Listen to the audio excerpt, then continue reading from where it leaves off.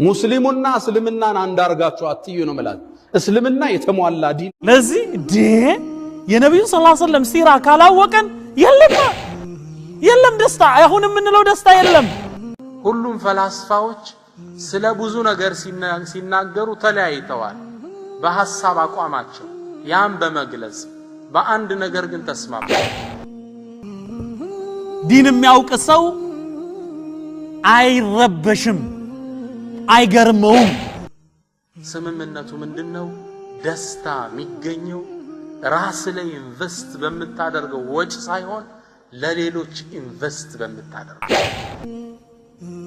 ደስታ ለማግኘት ነፍሳችሁን መጠበቅ አለባችሁ ለሌሎች በኖርክ ቁጥር በጣም ደስተኛ ሰው እህታችን